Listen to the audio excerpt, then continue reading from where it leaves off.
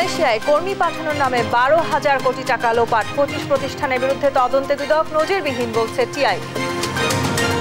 দুর্নীতিতে নজির সৃষ্টি বেনজিরের, বেসরকারি চাকরিজীবী হিসেবেও বানান পাসপোর্ট। মামলা হলে লড়তে প্রস্তুত আইনজীবী। বেনজির ও আজিজের ঘটনা সরকারের সাজানো নাটক বলছে বিএনপি, জানতে চায় এমপি আনার হত্যাকাণ্ডের কারণ। ঈদুল আজহার পর পরিবর্তন হচ্ছে সরকারি অফিসের সময়সূচি, মন্ত্রিসভায় অনুমোদন, শাহবাগ থানা স্থানান্তরের সিদ্ধান্ত। সিঙ্গাপুরে শুরু হলো ওয়ার্ল্ড সিটিজ সামিট, অংশ নিয়েছে বাংলাদেশ সহ 94 দেশ। উন্নয়নে নগর সরকারের কর্মকাণ্ডে বিশেষ গুরুত্ব। সংবাদ সন্ধ্যায় দেখছিলেন এই কেস টিমটিবার সংবাদ শিরোনাম, সঙ্গে আছি আমি তাসনুভা তন্নি। সরকার নির্ধারিত ফির বাইরে গিয়ে এজেন্সি চক্র মালয়েশিয়াগামী কর্মীদের কাছ থেকে হাতিয়ে নিয়েছে হাজার কোটি টাকা। অনিয়ম ও অব্যবস্থাপনার মাশুল হিসেবে দেশটির শ্রমবাজারে বন্ধ বাংলাদেশিদের প্রবেশাধিকার। এদিকে এজেন্সির প্রতারণায় সহায় সম্বল হারিয়ে পথে পথে ঘুরছে স্বপ্নভাঙা হাজারো মানুষ। বিশেষজ্ঞরা বলছেন এর দায় রয়েছে সরকারেরও। M A আজিমের report. মালয়েশিয়া যেতে না পেরে এজেন্সি আর দালালদের খোঁজে এখন পুরানো পল্টনের অলিতে গলিতে ঘুরছেন হাসান। ঠিকানা ভুয়া দিছে, আগের ঠিকানায় নেই এজেন্সি, তাই ফিরে পাওয়ার সম্ভাবনা নেই দালালদের দেয়া লাখ লাখ টাকা। কান্না ভেজা কণ্ঠে ক্ষোভ জানান তিনি। আল্লাহ ছাড়া কারো কাছে বলার আমার উপায় নাই, বুঝছেন। আমি নিজে একটা কঠিন ভুক্তভোগী, আমার লাইফটাই বরবাদ করেছি মালয়েশিয়া করিয়া। একই অবস্থা পল্টন সহ আশপাশে ঘুরতে থাকা মালয়েশিয়া যাওয়ার স্বপ্ন ভাঙা হাজারো মানুষের। দিশেহারা হয়ে পড়েছেন তারা। তো আমরা এদিক দিয়ে মানসিকভাবে, পারিবারিকভাবে সব দিক দিয়ে ক্ষতিগ্রস্ত, আমরা আর্থিকভাবে তো অনেক ক্ষতিগ্রস্ত। এই পর্যন্ত ঘুরাইতে আছে, এখনো কিছু খবর দেয় নাই, কইছে আজকাল করতেছে। মালয়েশিয়া যেতে কর্মী প্রতি ৭৮,৯৯০ টাকা নেয়ার কথা থাকলেও ৫ থেকে ৬ লাখ টাকা হাতিয়েছে দালাল ও এজেন্সি চক্র। এতে লাভের অঙ্কটা ২৪,০০০ কোটি টাকা ছাড়িয়েছে। অবশ্য দালালদের ওপর দায় চাপিয়ে এজেন্সিগুলো বলছে কর্মী প্রতি মাত্র ৫ থেকে ৬,০০০ টাকা লাভ করেছেন তারা। কিন্তু দালালদের কারণে তাদেরকে দায়ী করছে ভুক্তভোগীরা। আমরা এখানে কিন্তু যখন যাই তাদের কাছে বলি যে তোমাদের কাছ থেকে কত টাকা নিয়েছে বা কি করেছে, ওরা কিন্তু তখন আমাদেরকে বলে না। তখন আমরা বলি যে আপনারা তো সরাসরি আমাদের কাছে আসেন না, যখন প্রবলেমগুলো হয় তখন আপনারা আমাদের কাছে আসছেন, কিন্তু এর আগে আপনারা আমাদের কাছে আসেন না কেন? দস্যুতাকারী ছিল, তারা বিভিন্ন সময় বিভিন্নভাবে টাকা পয়সা নিয়েছে। কে কত টাকা কিভাবে নিয়েছে, শেষ বেলায় গিয়ে কত টাকা আসছে, এটা আমার নলেজে নেই। অভিবাসন বিশেষজ্ঞরা বলছেন এমন পরিস্থিতির দায় এড়াতে পারে না সরকার, অভাব ছিল সমন্বয়ের। প্রাইভেট সেক্টর মানে রিক্রুটিং এজেন্সিদের, সিভিল এভিয়েশন কর্তৃপক্ষ এবং মন্ত্রণালয়ের, প্রবাসী কল্যাণ মন্ত্রণালয় এবং আমাদের যে বিএমইটি আছে তাদের, এটার একটা সমন্বিত জায়গা। এখন এখানে ব্লেম গেম করে আসলে লাভ হবে না, এখানে সমন্বয়টা বড় ব্যাপার ছিল, সমন্বয়টা ঠিকমতো হয়নি। ২০০৯, ১৬ ও ১৮ সালের পর চতুর্থবারের মতো বন্ধ হলো মালয়েশিয়ার শ্রমবাজার।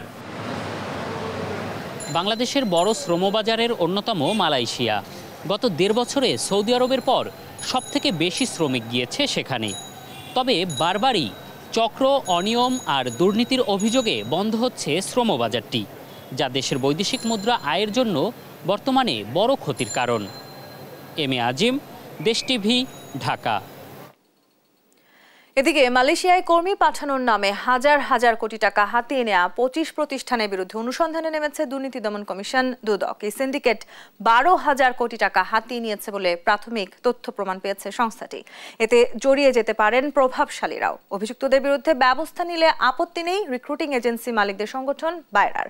আর একে নজিরবিহীন দুর্নীতি বলছে টিআইবির নির্বাহী পরিচালক শাহাদাত নিশাদকে সাথে নিয়ে মহিউদ্দিন আহমেদের বিশেষ রিপোর্ট।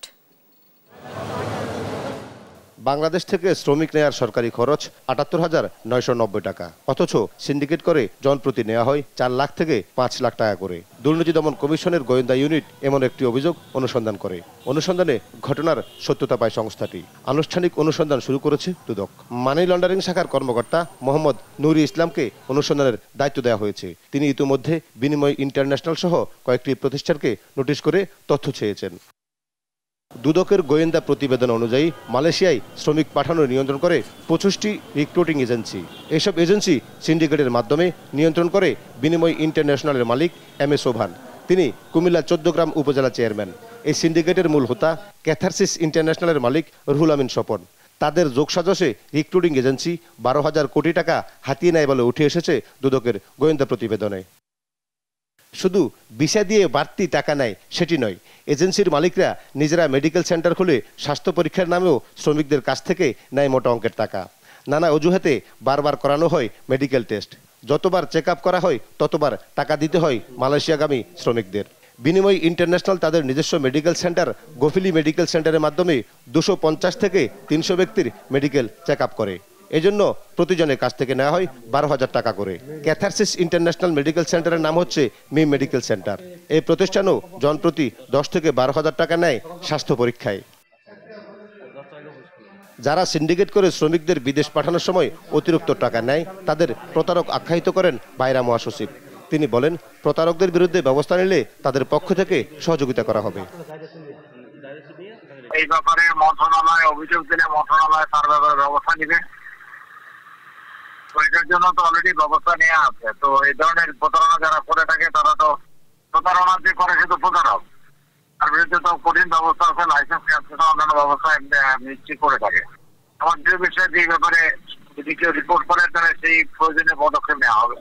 সাধারণ মানুষের কাছ থেকে টাকা নেওয়া সিন্ডিকেটের বিরুদ্ধে ব্যবস্থা নেওয়ার পরামর্শ দেন টিআইবি নির্বাহী পরিচালক। যারা মূলত পুরো বাজারটাকে কন্ট্রোল করে, নিয়ন্ত্রণে রাখে, সেখানে আবার মালয়েশীয় কর্তৃপক্ষেরও একাংশের সেখানকার লোকাল এজেন্সিরও যোগসাজশ আছে, যার ফলে পুরো বাজারটাই হচ্ছে নিয়ন্ত্রণের মধ্যে, এক ধরনের সিন্ডিকেটের নিয়ন্ত্রণের মধ্যে, যার ফলে যে যারা অভিবাসী প্রত্যাশী তাদেরকে হয়রানির শিকার হতে হয় এবং প্রতারণার শিকার হতে হয়।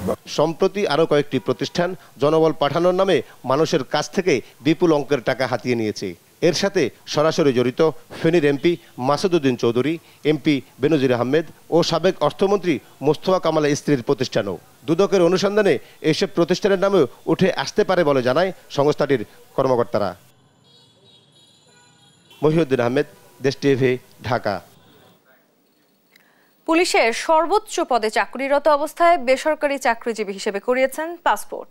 অবৈধ বিনিয়োগ ও ভবিষ্যতে স্থায়ীভাবে বিদেশে বসবাসের জন্য এমন জালিয়াতির আশ্রয় নিয়েছেন আলোচিত সাবেক পুলিশ প্রধান বেনজির আহমেদ। এমন ঘটনাকে ন্যাক্কারজনক বলছেন বিশেষজ্ঞরা। প্রশ্ন তুলেছেন দুদক ও সরকারি সেবাদানকারী প্রতিষ্ঠানগুলোর কাজের স্বচ্ছতা নিয়েও। বিস্তারিত নূপুর মাহমুদের প্রতিবেদনে। পাসপোর্টটি আলোচিত পুলিশের সাবেক মহাপরিদর্শক বেনজির আহমেদের। পাসপোর্টটি নবায়নের তারিখ অনুযায়ী ওই সময় তিনি র্যাবের মহাপরিচালক হিসেবে দায়িত্বরত, অথচ পাসপোর্টে পরিচয় ব্যবহার করেছেন প্রাইভেট সার্ভিস।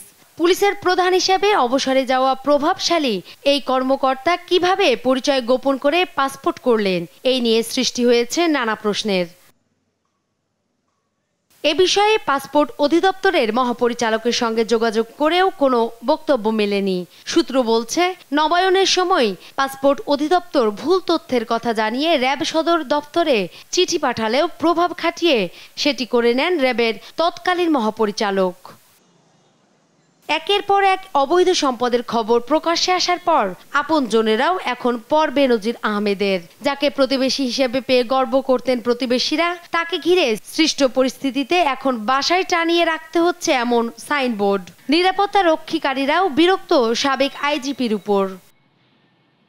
জালিয়াতির মাধ্যমে পাসপোর্ট তৈরির ঘটনাকে নজিরবিহীন বলছেন বিশেষজ্ঞরা।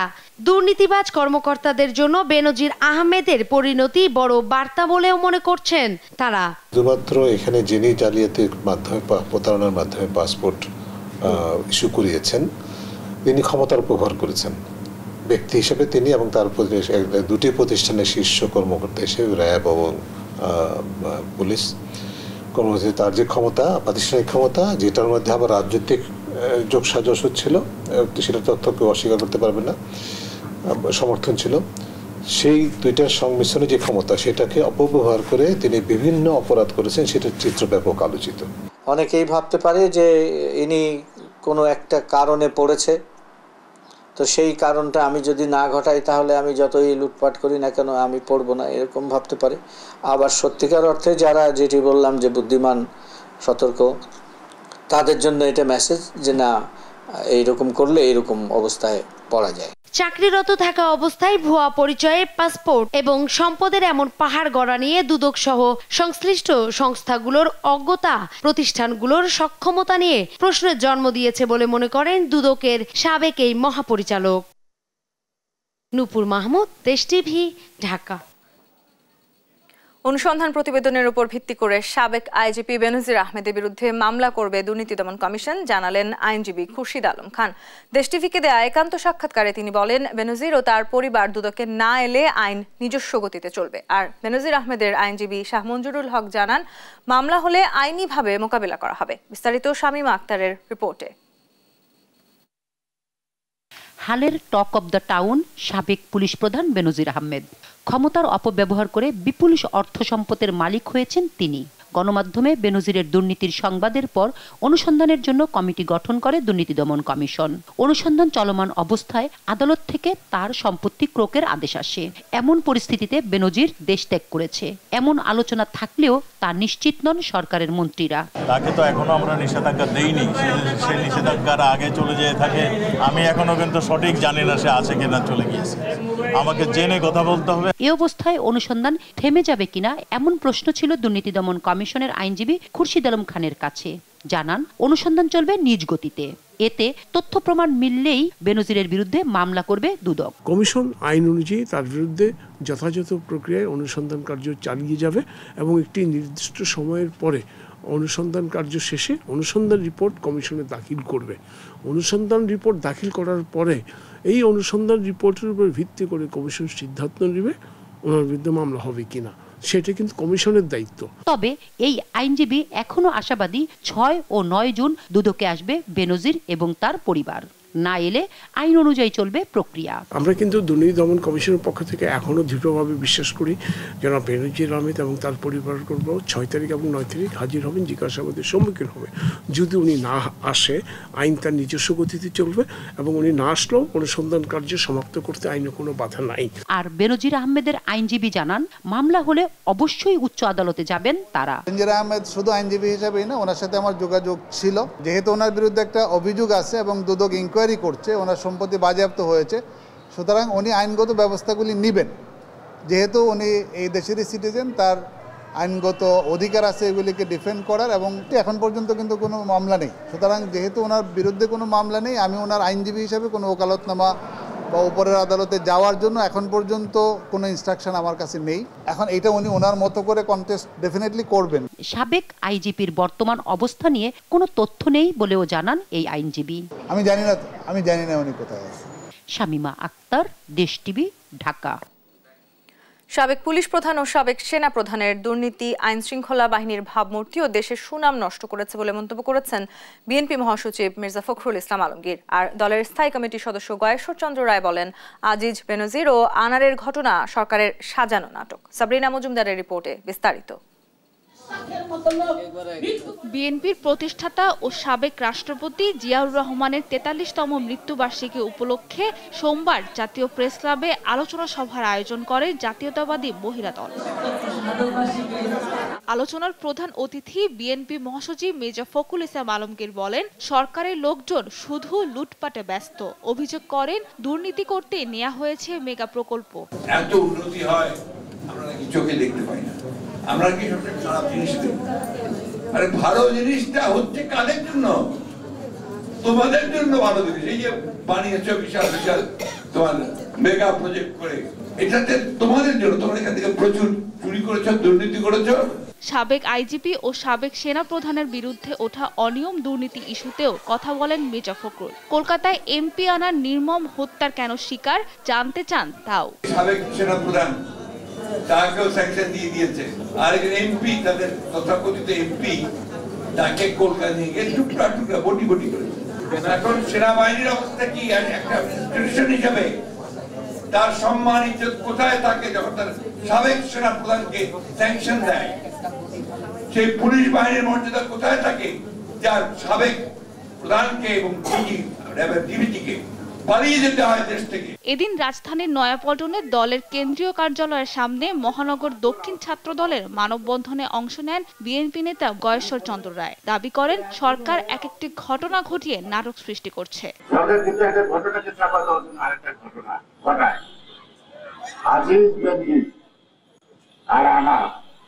তিনটি ঘটনা দিয়ে জনগণের দৃষ্টি অন্যত্র নেওয়ার চেষ্টা, এই সাপ নাচানো, ব্যাং নাচানো আর বানর নাচানো খেলা।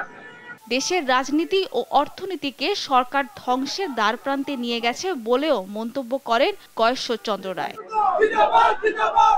সাবিনা মজুমদার, দেশ টিভি, ঢাকা। সংবাদ সন্ধ্যায় আরো থাকছে। কোরবানির পশুর চামড়ার দাম নির্ধারণ বর্গফুটে বাড়ল 5 টাকা, নষ্ট না করার নির্দেশনা বাণিজ্য প্রতিমন্ত্রীর।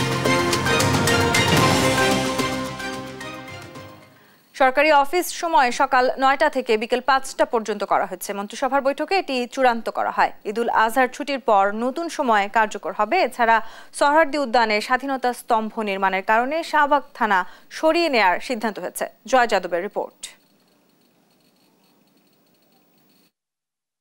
সোমবার সকালে তেজগাঁওয়ে প্রধানমন্ত্রীর কার্যালয়ে বসে মন্ত্রিসভার নিয়মিত বৈঠক। 16টি আলোচ্য সূচির মধ্যে মূল এজেন্ডা ছিল 8টি। ঠিক করা হয় সরকারি অফিসের নতুন সময়সূচি। এখন থেকে অফিস চলবে 9টা থেকে 5টা পর্যন্ত। কর্মঘণ্টা সমন্বয় করতেই এমন সিদ্ধান্ত। সভা শেষে সচিবালয়ে সংবাদ সম্মেলনে মন্ত্রিপরিষদ সচিব জানান, ঈদুল আজহার ছুটির পর এই সময় কার্যকর হবে।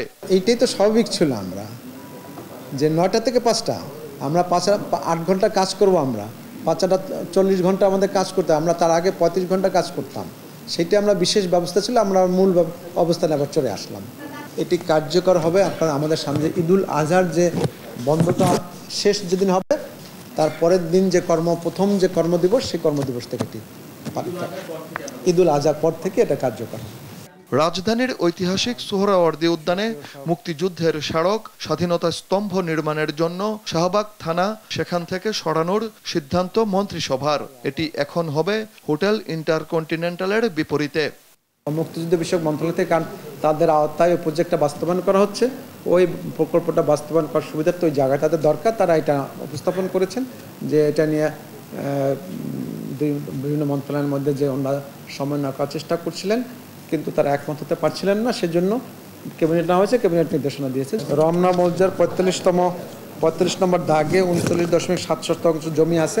ওই জমিটা সেটা সাকুরা সহ কিনা সেটা এখানে অবশ্য লেখা নাই।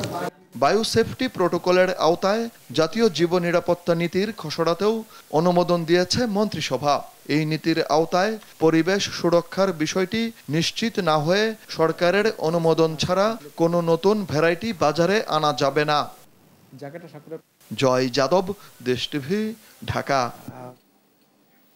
শুরু হলো 3 দিনের ওয়ার্ল্ড সিটিজ সামিট। সকালে সিঙ্গাপুরে সানটেক কনভেনশন অ্যান্ড এক্সিবিশন সেন্টারে এই সামিট উদ্বোধন করা হয়। সম্মেলনে অংশগ্রহণমূলক উন্নয়নের মাধ্যমে নগর সরকারের কাজ এগিয়ে নেওয়া যায় সে বিষয়ে আলোচনা করা হয়। সম্মেলনে বাংলাদেশ সহ 94 দেশের মেয়ররা অংশ নিচ্ছেন। সালাউদ্দিন রাসেলের ক্যামেরায় সিঙ্গাপুর থেকে আরো জানাচ্ছেন তৌফিক মাহমুদ মুন্না। সারা বিশ্বের মেয়রদের নিয়ে সিঙ্গাপুরে বসেছে 3 দিনের ওয়ার্ল্ড সিটিজ সামিট। সোমবার সকালে উদ্বোধন অনুষ্ঠানে সভাপতিত্ব করেন সিঙ্গাপুরের জাতীয় উন্নয়ন মন্ত্রণ লি। সামিটে অংশ নিচ্ছেন বিশ্বের 94 দেশ থেকে আসা মেয়ররা। বাংলাদেশ থেকে সম্মেলনে অংশ নিচ্ছেন ঢাকা দক্ষিণ city mayor Sheikh Fazlul Tapas, Gazipur city mayor Zayeda Khatun, Gazipur city corporation উপদেষ্টা জাহাঙ্গীর আলম এবং চট্টগ্রাম সিটি মেয়র রেজাউল করিম। উদ্বোধনী সভায় তুলে ধরা হয় উন্নত দেশের বিভিন্ন শহর। বিশ্বকে আরো বাসযোগ্য করতে দিক নির্দেশনামূলক বক্তব্য দেন মেয়ররা। ঢাকা দক্ষিণ সিটি মেয়র বলেন, অপরিকল্পিত শহরকে সুষ্ঠু পরিকল্পনা আলোকে গড়ে তুলতে এমন সামিট গুরুত্বপূর্ণ। ঢাকা শহরের মূল সমস্যা হলো যে দীর্ঘদিন ধরে অপরিকল্পিত নগরায়ন হয়েছে। যেভাবে যা মনে হয়েছে সেভাবে হয়ে গেছে মানুষের একটি চাহিদার প্রেক্ষিতে।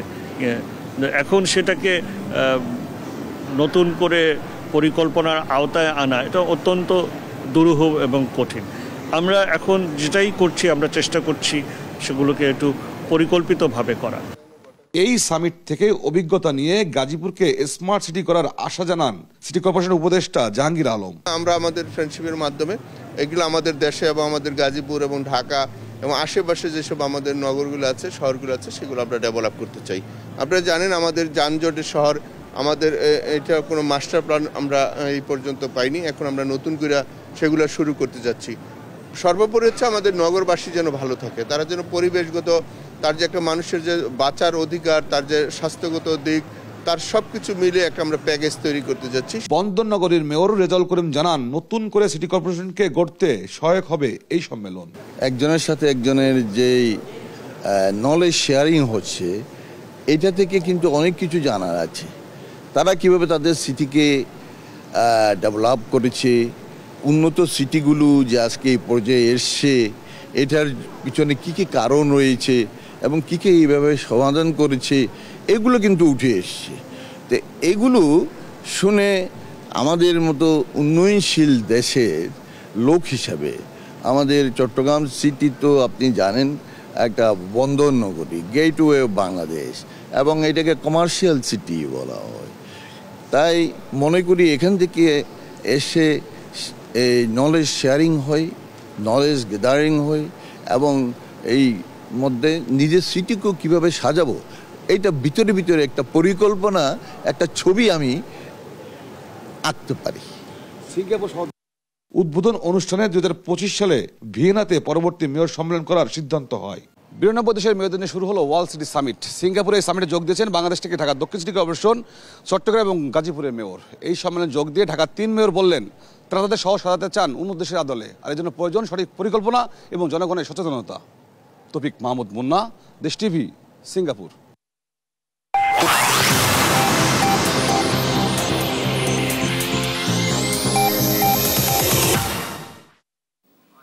2024-25 অর্থ বছরের জন্য 11,95,486 কোটি টাকার বিকল্প বাজেট প্রস্তাব করেছে অর্থনীতি সমিতি, যেখানে আয় ব্যয় মিলিয়ে ঘাটতি থাকছে 1,70,719 কোটি টাকা। আয় বাড়াতে কালো টাকা এবং পাচার হওয়া অর্থ উদ্ধারের কথা বলা হয়েছে। আর্থিক খাতে সুশাসন নিশ্চিতে স্বাধীন কমিশন গঠনের পরামর্শও দিয়েছে সমিতি। ইফতেখার রেজার রিপোর্ট, জানাচ্ছেন নাফিয়া ফারজানা। প্রতি বছরের মতো এবারও বিকল্প বাজেট প্রস্তাবনা তুলে ধরেছে বাংলাদেশ অর্থনীতি সমিতি। 2024-25 অর্থ বছরের জন্য 11,95,486 কোটি টাকার প্রস্তাবনা তুলে ধরেন তারা, যা চলতি অর্থ বছরের সরকারের বাজেটের চেয়ে 1.57 গুণ বেশি। আমাদের বাজেটের আকার 11,95,486 কোটি টাকা, যা চলমান অর্থ বছরের 23-24 সরকারের প্রস্তাবিত বাজেটের তুলনায় 1.57 গুণ বেশি। বিকল্প বাজেটে রাজস্ব আয়ের প্রস্তাব করা হয়েছে 10,24,767 কোটি টাকা। সেই সাথে কালো টাকা থেকে মাত্র 0.98% ও অর্থ পাচার থেকে 0.49% টাকা উদ্ধারের সুপারিশ করা হয়। সার্বিকভাবে ঘাটতি থাকবে 1,70,000 কোটি টাকা, যা পূরণে বৈদেশিক ঋণের কথা বলেও দেশীয় ব্যাংক থেকে ঋণ গ্রহণের বিপক্ষে সমিতি। বাজেটের ঘাটতি পূরণে আমরা দেশীয় ব্যাংক থেকে ঋণ গ্রহণের প্রস্তাব রাখিনি, কারণ দেশীয় ব্যাংকে ঋণ অন্য কাজে ব্যবহার করা হবে। সরকারের চলতি বাজেটে ঘাটতি পূরণে দেশীয় ব্যাংকের কাছ থেকে ঋণ নেওয়ার কথা মোট ঘাটতির 44%। দুর্নীতি দমনে শুদ্ধি অভিযান যেন লোক দেখানো না হয়, এমন প্রত্যাশা জানান সমিতির সভাপতি ডক্টর কাজী খলিকুজ্জামান। বর্তমান ক্ষমতাসীন দল আওয়ামী লীগের নির্বাচনী ইশতেহারে এসব চ্যালেঞ্জ চিহ্নিত থাকা সত্ত্বেও কার্যকর পদক্ষেপ তেমন পরিলক্ষিত হয় না। মাঝে মাঝে দায়িত্বে চেয়ারে বসা কেউ কেউ কোনো চ্যালেঞ্জ সম্বন্ধে কথা বলেন, ব্যবস্থা নেওয়া হচ্ছে বলে জানান, তবে ওই পর্যন্তই। সাবেক সভাপতি আবুল বারাকাত সরকারের রাজস্ব আদায় ও বৈদেশিক মুদ্রা সঞ্চয়ের 27টি উৎস তুলে ধরেন। আর্থিক খাতে সুশাসন প্রতিষ্ঠায় স্বাধীন কমিশন গঠনের পরামর্শ দেন তিনি। সেখানে বলা হয়েছিল কালো টাকার পরিমাণ বছরে যেটা প্রডিউস হয় সেটা জিডিপি 33% থেকে 66% পর্যন্ত হতে পারে। দেশের অর্থনৈতিক সংকটের জন্য দেশের রাজনৈতিক ও প্রশাসনিক অবস্থাকে দায়ী করেন অর্থনীতিবিদরা। নাফিয়া ফারজানা, দেশ টিভি, ঢাকা। দেখছেন সংবাদ সন্ধ্যা। গ্রামীণ ব্যাংকের 1,05,00,000 সদস্যের সঙ্গে প্রতারণার অভিশাপে অভিশপ্ত ডক্টর ইউনূস। তার মতো লোভী ও ক্ষমতার অপব্যবহারকারী আর কোনো নোবেল বিজয়ী নেই। দুপুরে হাইকোর্টে গ্রামীণ ব্যাংকের পক্ষ থেকে সংবাদ সম্মেলন করে এমন দাবি করেন ব্যাংকটির প্রধান আইন উপদেষ্টা ব্যারিস্টার মাসুদ আক্তার। তবে ডক্টর মোহাম্মদ ইউনূসের আইনজীবী জানান, গ্রামীণ দরিদ্র মানুষের ক্ষমতায়নের জন্য সারা জীবন ব্যয় করেছেন ডক্টর ইউনূস। বিস্তারিত শামীমা আক্তারের রিপোর্টে। দুর্নীতি দমন কমিশনের দায়ের করা মামলায় রোববার আদালত চত্বরে দাঁড়িয়ে ডক্টর মোহাম্মদ ইউনূসের অভিযোগের প্রতিবাদেই গ্রামীণ ব্যাংকের এই সংবাদ সম্মেলন। মহাকাব্যে কিছু দেবদেবী থাকে, তারা অভিশাপ দেয়। আমিও মনে হয় এরকম কোনো মহাকাব্যের অংশ হয়ে গেছি। কোনো দেবদেবী আমার উপর অসন্তুষ্ট হয়েছে, আমার উপর অভিশাপ করেছে। সেই অভিশাপের কারণে আমরা এখানে আজকে দুর্নীতি দমন কমিশনে হাজির হয়েছি। এতে দাবি করা হয়, ডক্টর মোহাম্মদ ইউনূস নিয়ম ভঙ্গ করে ব্যক্তিগত প্যাকেজেস প্রতিষ্ঠানকে দেউলিয়া হওয়ার হাত থেকে রক্ষায় গ্রামীণ ব্যাংক থেকে 9.5 কোটি টাকার লোন দেন। তার বিরুদ্ধে ধীরে ধীরে দুর্নীতি ও স্বেচ্ছাচারিতার প্রমাণ সামনে আসছে। এজন্য দুদকে অভিযোগ দায়ের করা হয়। আগামীতে আন্তর্জাতিক বিভিন্ন দাতা সংস্থাও তার বিরুদ্ধে অভিযোগ তুলবে বলে জানানো হয়। আমাদেরকে তথ্য উপাত্ত ছাড়া কথা বলার কোনো স্কোপ নেই। আমরা যে অভিযোগগুলো দুদকে দিয়েছি, আমরা আপনাদের সামনে উপস্থাপন করছি, একটি শব্দ বানোয়াট নয়, সব কিছু দালিলিক প্রমাণের মাধ্যমে আপনাদের সামনে উপস্থাপন করছি। আমরা ডক্টর ইউনূসের ব্যক্তি ইউনূসের বিরুদ্ধে নয়, তার যে কর্মকাণ্ড, তিনি তার অবস্থানে থেকে তিনি যেভাবে ক্ষমতার অপব্যবহার করেছেন। এই যে 1,05,00,000 নরনারী গ্রামীণ ব্যাংকের সদস্য, তাদের সাথে তিনি প্রতারণা করেছেন, তাদের অর্থকে তিনি আত্মসাৎ করেছেন, তাদের অর্থকে তিনি তার ব্যক্তিগত অর্থ হিসাবে ব্যবহার করেছেন, তাদের অভিশাপ তার উপর পড়েছে। গ্রামীণ ব্যাংকের এই সংবাদ সম্মেলনে দেয়া বক্তব্যের প্রতিবাদ জানিয়ে ডক্টর মোহাম্মদ ইউনূসের আইনজীবী দাবি করেন, গ্রামীণ ব্যাংকের মাধ্যমে দরিদ্র মানুষের ক্ষমতায়নের জন্য সারা জীবন ব্যয় করেছে ডক্টর মোহাম্মদ ইউনূস। তাকে বিয়ে করেছেন, কিন্তু তাকে সময় দিতে পারেন নাই, তিনি ডিমেনশিয়ায় ভুগছেন। উনি বলেছেন যে এই জন্য তার জীবন স্বর্গত করেছেন। গ্রামীণ ব্যাংক লাভ করেছে। ইউনূস সাহেবের পরিবার একবারে, তার পরিবার নিঃস্ব হয়ে গেছে, সমস্তটা দিয়ে প্রিন্টিং দিয়ে। একটা মানুষ যদি কখন হয়, তার জীবনের চেহারার পরিবর্তন। ডক্টর ইউনূসের কোনো চেহারার পরিবর্তন দেখেছেন? বাংলাদেশে রিক্সাওয়ালা যেই কাপড়টা না পরে, গ্রামীণ ট্যাক্স, উনি সেটা পরে। ডক্টর ইউনূসের বিরুদ্ধে দেশি বিদেশি চক্রান্ত হচ্ছে বলেও অভিযোগ করেন তার আইনজীবী। তার সাথে শামীমা আক্তার, দেশ টিভি, ঢাকা। সংবাদ সন্ধ্যায় আরো থাকছে। বিশ্বকাপে সুপার ওভারে ওমানকে হারিয়ে নামিবিয়ার রোমাঞ্চকর জয়। রাতে শ্রীলঙ্কার মুখোমুখি সাউথ আফ্রিকা।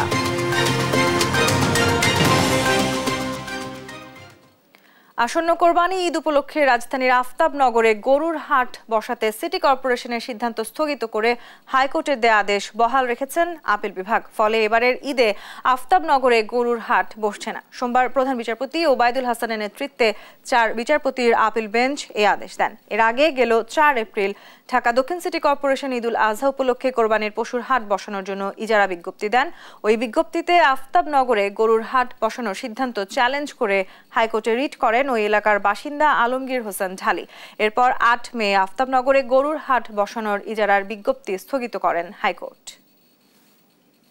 লবণযুক্ত গরুর চামড়ার ঢাকায় প্রতি পিস 1,200 টাকা আর বাইরে 1,000 টাকা দর নির্ধারণ করা হয়েছে। দুপুরে সচিবালয়ে বাণিজ্য মন্ত্রণালয়ে এক সভায় কোরবানির পশুর কাঁচা চামড়ার দর চূড়ান্ত করা হয়। বাণিজ্য প্রতিমন্ত্রী আহসানুল ইসলাম টিটু বলেন, চামড়া কোনোভাবেই নষ্ট করা যাবে না। আর গরমের কারণে কোরবানির 3-4 ঘন্টার মধ্যেই পর্যাপ্ত লবণ দিয়ে চামড়া সংরক্ষণের পরামর্শ দিয়েছেন শিল্প মালিকরা। জয় যাদবের রিপোর্ট। দেশের চামড়া শিল্পের মূল যোগান আসে কুরবানির পশু হতে। ঈদের দিনই মোট চামড়ার 85% পাওয়া যায়। এবার 1,07,00,000 পশুর চামড়া সংগ্রহের লক্ষ্যমাত্রা ধরেছে সরকার। এর মধ্যে 55 লাখ গরু ও মহিষ, আর বাকিগুলো ছাগল ও ভেড়ার চামড়া।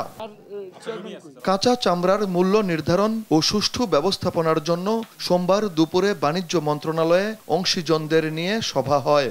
এতে এবার ঈদুল আজহায় প্রতি বর্গফুট লবণযুক্ত গরুর কাঁচা চামড়ার দাম ধরা হয়েছে 55 থেকে 60 টাকা, আর ঢাকার বাইরে 50 থেকে 55 টাকা। সভা শেষে ব্রিফিংয়ে এই ঘোষণা দেন শিল্প মালিকরা। ঢাকার চামড়া আমরা 60 টাকা পার স্কোয়ার ফিটে 55 থেকে 60 টাকা আমরা কিনবো। সেক্ষেত্রে চামড়ার দাম সর্বনিম্ন আমাদের হবে হলো গিয়ে পার পিস আমরা 1200 টাকায় কিনবো, লবণযুক্ত চামড়া 1200 টাকায় কিনবো। এটা হলো মিনিমাম প্রাইস, এটা ম্যাক্সিমাম না, এটা মিনিমাম। এর নিচে চামড়া কেনা বেচা হবে না। আর ঢাকার বাইরে যে চামড়াটা আমরা কিনবো সেটা আমরা সর্বনিম্ন চামড়া, লবণযুক্ত চামড়া 1000 টাকায় কিনবো, এর নিম্নে আমরা কিনবো না। ঢাকার ভিতরে চামড়া ঢাকার বাইরে যাবে না এবং ঢাকার বাইরে চামড়া ঢাকায় ঢুকবে না। তাহলে যেখানে আছে সেখানে আপনার কিন্তু কুরবানি দিয়ে আপনার লবণ দিয়ে আপনার রাখতে পারবে, যার কারণে দেখা যায় যে চামড়া নষ্ট হয় না। বাণিজ্য প্রতিমন্ত্রী বলেন, কাঁচা চামড়ার দর নিয়ে কারসাজির চেষ্টা হলে ব্যবস্থা নেওয়া হবে। আমাদের এটা মনিটরিংয়ে থাকবে। আমাদের অন্যান্য মন্ত্রণালয় যারা লবণ দেয়, ইভেন আমাদের বিভিন্ন এজেন্সির মানুষ কিন্তু এটা নিয়ে কাজ করে, এটার উপরে সরকারের ভাবমূর্তি নির্ভর করে। সো আমরা চেষ্টা করব সর্বোচ্চ যাতে এই যে মূল্য আজকে নির্ধারিত হলো এই মূল্যের নিচে যেন কোথাও বাংলাদেশে চামড়াই না হয়, সেটা আমরা সুপারভিশনে রাখব। চামড়া ব্যবসায়ীদের বিভিন্ন ব্যাংক থেকে এবার 276 কোটি টাকা ঋণ দেওয়া হবে। ঋণের অতিরিক্ত চাহিদাও পূরণের আশ্বাস দেন বাণিজ্য সচিব। জয় যাদব, দেশ টিভি, ঢাকা। দেখছেন সংবাদ সন্ধ্যা।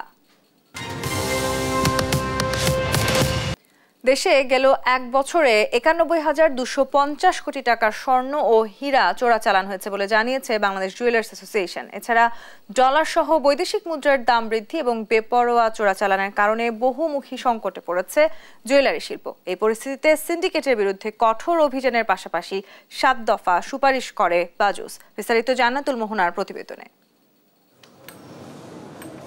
কিছুদিন পরপরই এয়ারপোর্ট থেকে উদ্ধার হয় স্বর্ণ, আর ভারত সীমান্ত দিয়ে চোরাচালানো নতুন নয়। এমন পরিস্থিতিতে বহুমুখী সংকটে দেশের জুয়েলারি শিল্প। সোমবার নিজ কার্যালয়ে এক সংবাদ সম্মেলনে জুয়েলারি পাচারের সিন্ডিকেটের বিরুদ্ধে কঠোর অভিযানের পাশাপাশি 7 দফা সুপারিশ তুলে ধরে বাংলাদেশ জুয়েলারি সমিতি। তারা জানান, দেশে গেল এক বছরে 91,250 কোটি টাকার স্বর্ণ ও হীরা চোরাচালান হয়েছে। তাই চোরাচালান প্রতিরোধে সরকারি মনিটরিং সেলের সাথে কাজ করতে চায় বাজুস। একটা সিন্ডিকেট গড়ে উঠছে যে যারা প্রতি সপ্তাহে 2বার দুবাই যাচ্ছে, 2বার আসতেছে, এই 100 গ্রামের সুবিধাটা দিচ্ছে। যার কারণে আমরা সুপারিশ করছি যে এইটা হয় বছরে একটা পাসপোর্টে একবার করা হোক, অথবা এটা 50 গ্রাম করা হোক। ব্যাগেজ রুলের আওতায় সোনার বার ও অলংকার আনার সুবিধা অপব্যবহারের কারণে ডলার সংকট চোরাচালানে কী প্রভাব পড়ছে তা জানতে বাজুসকে সঙ্গে নিয়ে বাংলাদেশ ব্যাংক, জাতীয় রাজস্ব বোর্ড, এনবিআরকে সমীক্ষা পরিচালনার প্রস্তাব করছে। স্বর্ণ ও হীরা চোরাচালানে প্রভাবশালীদের জড়িত থাকার প্রশ্নটি এড়িয়ে যান বাজুস নেতারা। সব কথা আমাদের সীমাবদ্ধতা আছে। আপনি এমপির কথা বললেন, ওই বগুড়ার এমপি, বিভিন্ন জায়গার এমপি কারা, তাদের এতটা দূর কিভাবে আপনার প্রভাব বিস্তার করে। স্বর্ণ চোরা কারবারিদের বিরুদ্ধে আইন শৃঙ্খলা রক্ষাকারী বাহিনীর জোরালো অভিযানও চেয়েছে বাজুস। জান্নাতুল মোহনা, দেশ টিভি, ঢাকা। দেখছেন সংবাদ সন্ধ্যা।